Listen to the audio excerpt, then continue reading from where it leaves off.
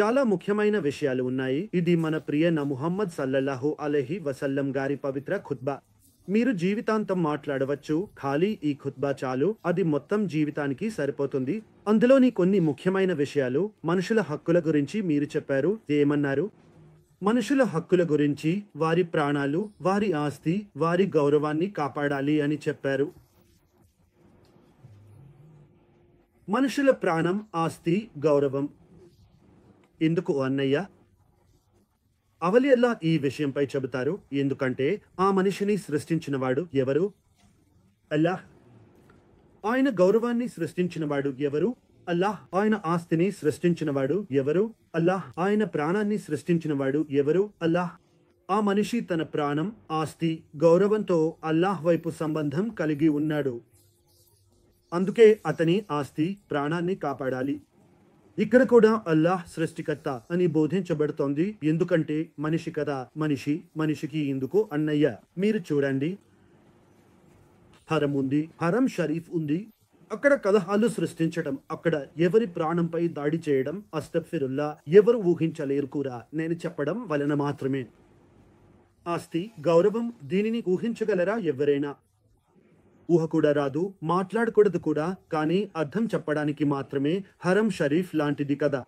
అదే విధంగా మనిషి కూడా అల్లాహ్ తాలా యొక్క బందా. ఒక ముమిన్ కూడా హరం షరీఫ్ లాంటివాడే. సుభానల్లా, పవిత్ర. అందువల్ల ఎవరు ఆ బందాను గౌరవంతో, అతని ప్రాణం, ఆస్తి, గౌరవాన్ని కాపాడుతారో అల్లాహ్ తాలా వారిని తన హరంకు ఆహ్వానిస్తాడు. అలాగే అల్లాహ్ తాలా తన హరంలో వారిని ఆత్మీయంగా స్వాగతిస్తాడు. సుభానల్లాహ్. ఇది ఇప్పుడు మనం హరంకు వెళ్ళడమే. చూడండి, హాజీలు వెళ్ళిపోయారు. అల్లాహ్ తాలా వారి హజ్ను ముబారక్ చేయాలి.